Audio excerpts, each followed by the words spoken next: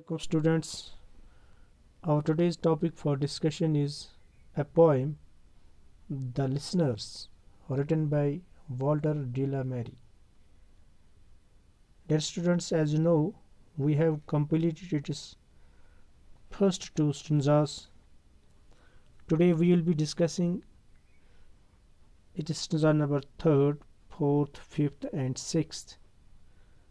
But before starting stanza number 3, let me tell you briefly about the stanza number 1st and stanza number 2nd, so that we may be able to understand from the stanza number 3 up to the last stanza, that is number 6.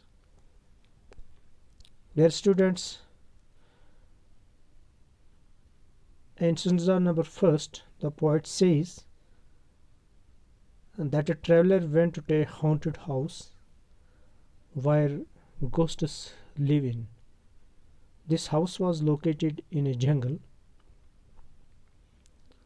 The traveler reached there and he knocked at the door, which was bathed in the moonlight. The traveler's horse began to eat the grass of the forest in a noisy manner. Students, a large number of ferns were growing in the forest.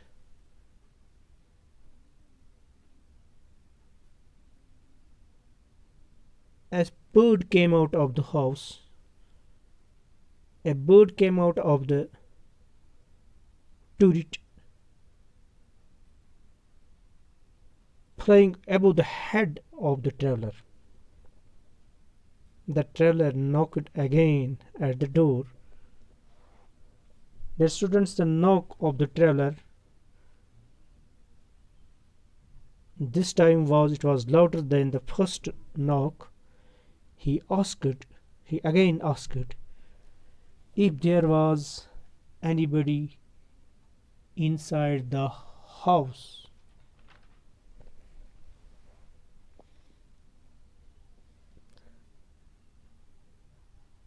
And in the second stanza, the poet says that no one responded to the knocking at the door. No one responded to the traveler who was knocking at the door.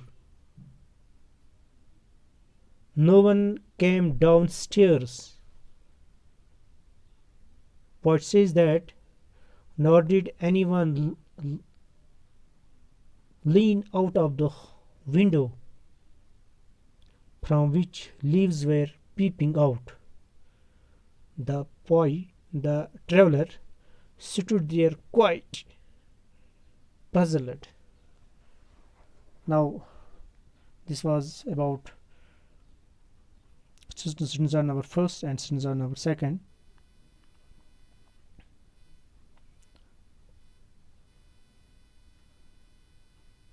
Now, stanza number 3rd. But only a host of phantom listeners. But only, let me read the text of the poem. Stanza number 3rd. But only a host of phantom listeners that dwelt in the lone house then stood listening in the quiet of the moonlight to that voice from the world of men, stood thronging the moonbeams on the dark stair that goes down to the empty hall, hugging in an air stirred and shaken by the lonely traveller's call. Dear students, in these lines, the poet says that the knocks and the shouts of the traveller were only heard by the ghosts who lived in that house. The poet says that the knocks and the shouts of the traveller who had come from a very long distance who was knocking at the door, which was a lone house in the jungle, which was the only house in the jungle. And here writer says that the knocks and the shouts of the traveler, they were only heard by the ghosts who live in that house. The writer says, it seems to me that a large number of ghosts live in that house. They were It seems to the writer that the ghosts were all quite alert as the traveller stood shouting and knocking. The ghosts who lived, as per the writer, that says, it seems to the writer that these ghosts were quite alert when the traveller was knocking and when the traveller was shouting at the door. The traveller, here writer says that the traveller spoke from the natural world of men and women. This traveller was from the natural world of man and woman. That's why this writer says that this traveller spoke from the natural world of men and women. And while as the phantoms, they spoke from the supernatural world. Their world is a supernatural world, so they spoke from the supernatural world. That says that moonlit night, it was a moonlit night and the light of the moon was falling on the house. The poet says that this house was completely bathed in the moonlight. It seems to the writer that, and he says that these ghosts stood on the dark staircase. They stood on the dark staircase that led to the hall. It seems to the writer, and he says that they went on listening to the traveller's call, which disturbed the lonely air.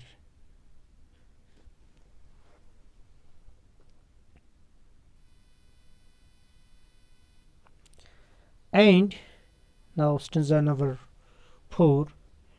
And he felt in his heart their strangeness.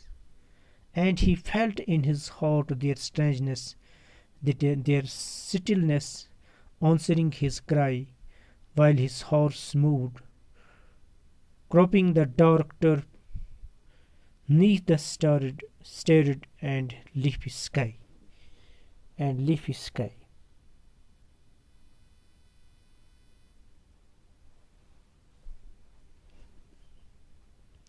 Here are some words. I must tell you the meaning of these words. Cropping here means eating, neath means under, starred here means the full of stars, and turf here means grass, and leafy means full of leaves. Dear students, in these lines, poet says that, the writer says that the traveller did not got any reply from the ghosts when he was shouting, when he was knocking at the door on which the light of this moon was falling, and it was bathed by the moonlit night. The writer says that he did not got any reply, he did not got any answer from the ghosts who lived in that haunted house. The writer felt the strangeness of the atmosphere. He felt the silence of the house in which the ghost seemed to be answering his call. He felt the silence of the house in which the ghosts seemed to be answering his call. That says that his call and his knocking at the door were answered by nobody. His call, that is the call of the, traveler,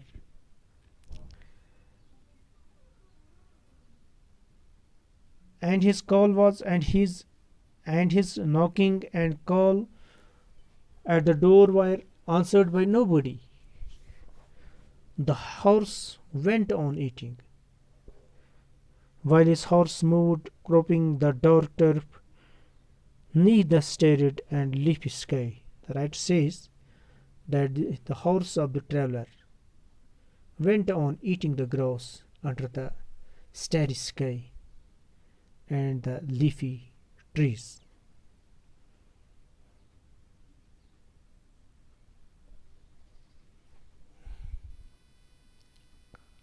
Now, stanza number 5. For he suddenly smote the door. For he suddenly smote the door even louder and lifted his head.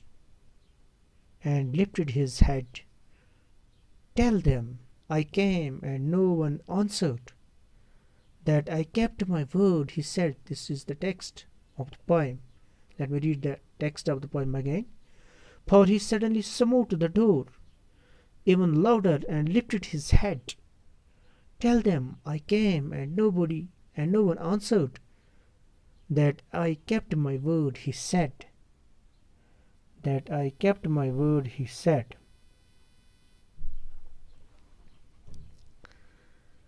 Dear students, here are some words. Smote here means knocked or hit. Kept my word here means the meaning of kept of word is that he kept the promise, that is kept my promise. Here writer says that the poet says that the traveler became impatient. He suddenly knocked at the door again. This time the knock was louder than the before. Before he was knocking, this knocking was louder than that knock. Then he raised his head. Who raised his head? The traveler raised his head. He shouted out to the listeners to note that he told to the listeners. Who were the listeners? The ghosts were the listeners, who were not answering back. He shouted out to the listeners to note that he visited the place according to the appointment, according to the promise. He wants to tell them, he wants to understand them, to give them understanding that I have come here to fulfill my promise. I have visited the place according to my promise, according to the appointment, but nobody was here. So tell them that I had come here and I have fulfilled my promise, that I have visited the place according to the appointment. He also said that he had kept his word. Right? That I have kept my word. I have come here. The listener told to the.